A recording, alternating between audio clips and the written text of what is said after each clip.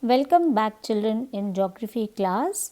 I wish you and your family a happy new year ahead. Let's start with the new chapter humidity.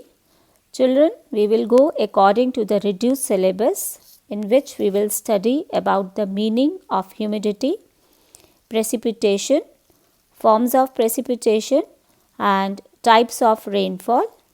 Today we are going to study about only the meaning of humidity, types of humidity, instrument used to measure humidity, process of condensation, formation of clouds that we will study in this video. Children, we have already studied about the importance of water in hydrosphere chapter. We also know that 79% of the earth's surface is covered with water in oceans, seas and rivers.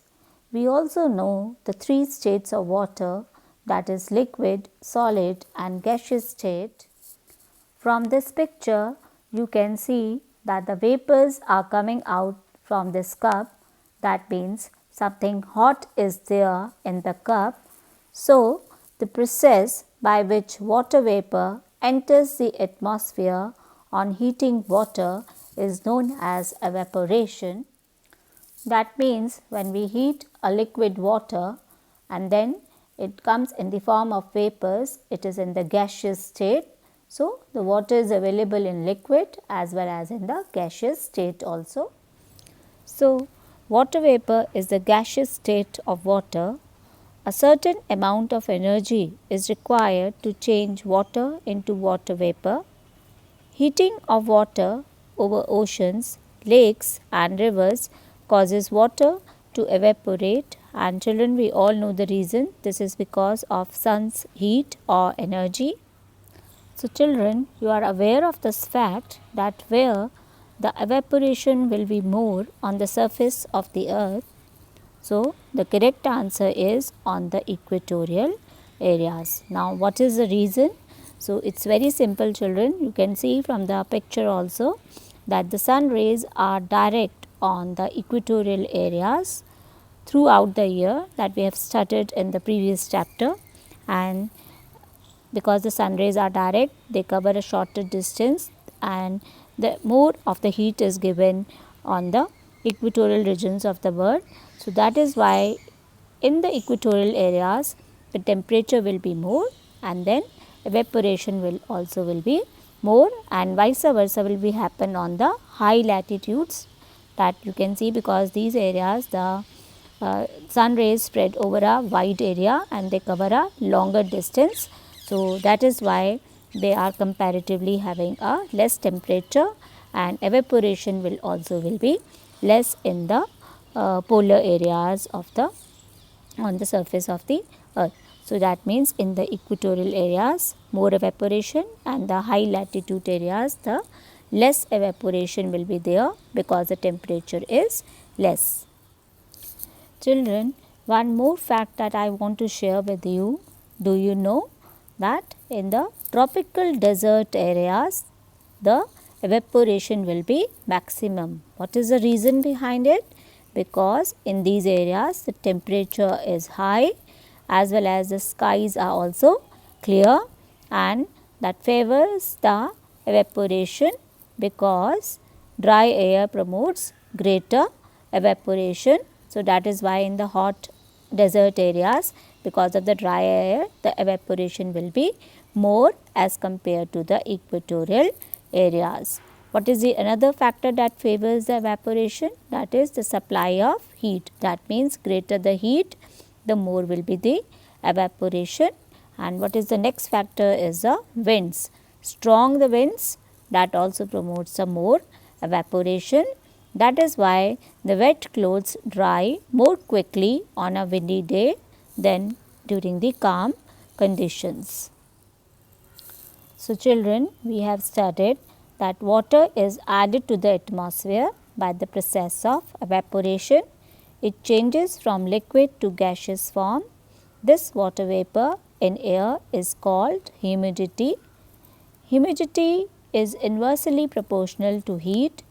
The hotter the air, the more is the water vapor present in the atmosphere, and when the atmospheric temperature is low, water vapor is also less in the atmosphere. So, that means what is humidity? That is the moisture content in the air is known as humidity. There are two types of humidity, absolute humidity and relative humidity. What is absolute humidity? The amount of water vapor held by the air at certain temperature and volume is called absolute humidity, and it is expressed in gram per cubic meter. Since air rises upward, absolute humidity may also change. Therefore, in the weather calculations, absolute humidity is generally not taken into consideration. What is relative humidity, children?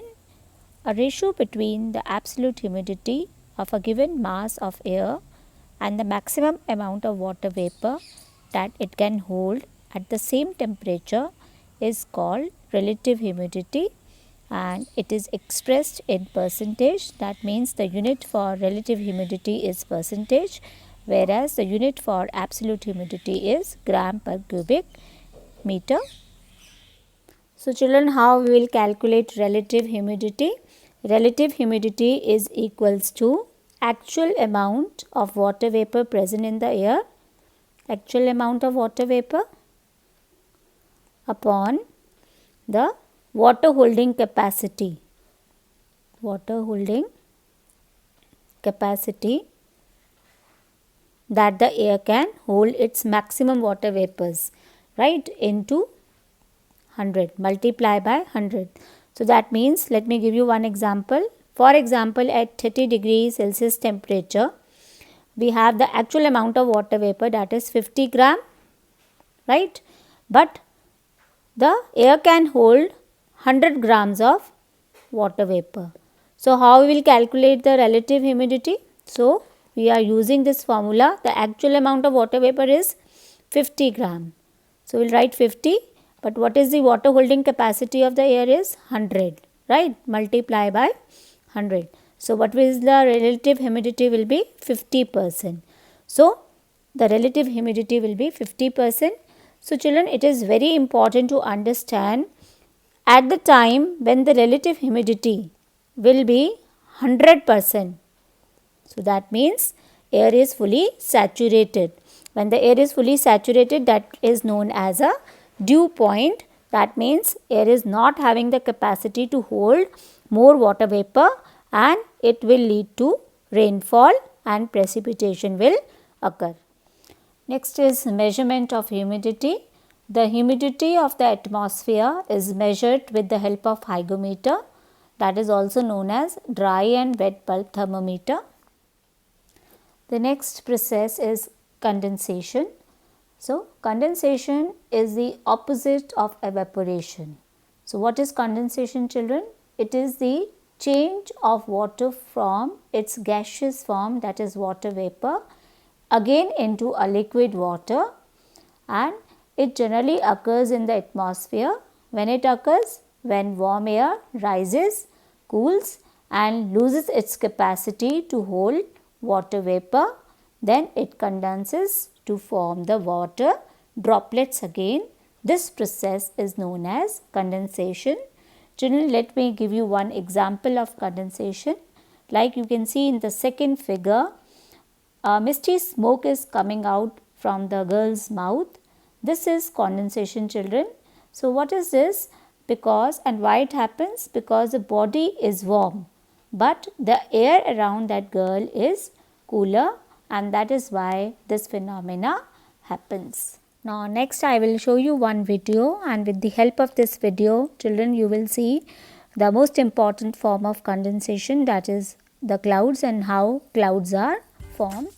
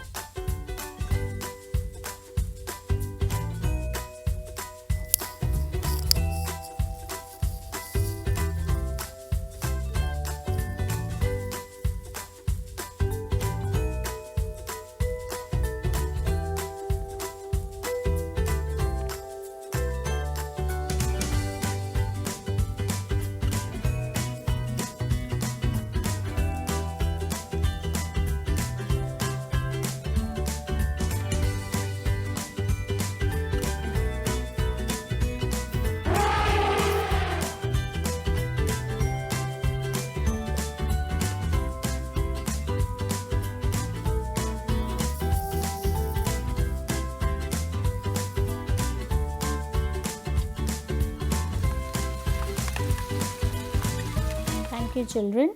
God bless you all.